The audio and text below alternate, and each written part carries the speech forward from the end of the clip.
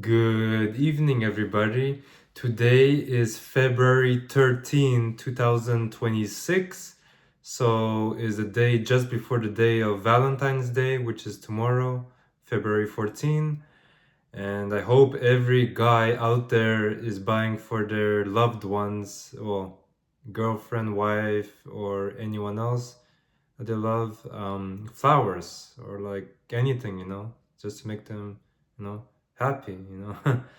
Yeah, what matters is not the most expensive flowers, but just like, or the biggest bouquet. It's just like the thought of you buying the flower matters. So yeah, and I know that I bought for my wife a beautiful small set of flowers. Yeah, and she loved it. So yeah.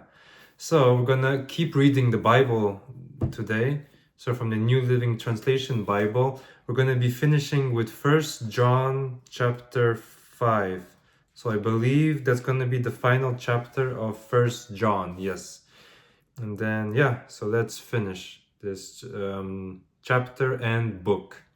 First John chapter 5, faith in the Son of God. Everyone who believes that Jesus is the Christ has become a child of God, and everyone who loves the Father loves his children too. We know we love God's children if we love God and obey his commandments. Loving God means keeping his commandments, and his commandments are not burdensome. For every child of God defeats this evil world, and we achieve this victory through our faith. And who can win this battle against the world? Only those who believe that Jesus is the Son of God. And Jesus Christ was revealed as God's Son by his baptism in water and by shedding his blood on the cross, not by water only, but by water and blood. And the Spirit, who in truth confirms it with his testimony. So we have these three witnesses, the Spirit, the water, and the blood, and all three agree. Since we believe human testimony, surely we can believe the greater testimony that comes from God. And God has testified about his Son. All who believe in the Son of God know in their hearts that this testimony is true. Those who don't believe this are actually calling God a liar because they don't believe what God has testified about his Son. And this is what God has testified. He has given us eternal life, and this life is in his Son. Whoever has the Son has life. Whoever does not have God's Son does not have life. Conclusion. I have written this to you who believe in the name of the Son of God, so that you may know you have eternal life. And we are confident that he hears us whenever we ask for anything that pleases him.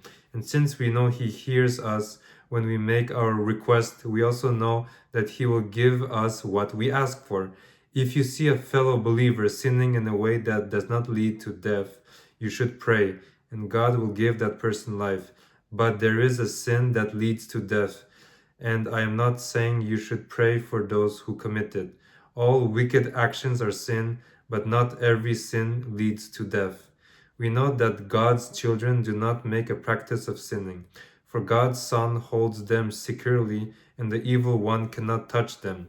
We know that we are children of God and that the world around us is under the control of the evil one. And we know that the Son of God has come, and he has given us understanding so that we can know the true God. And now we live in fellowship with the true God because we live in fellowship with his Son, Jesus Christ. He is the one true God, and he is eternal life. Dear children, keep away from anything that might take God's place in your hearts. Okay, guys, that's all for the reading of the scriptures. First John chapter 5, and we're done with this book.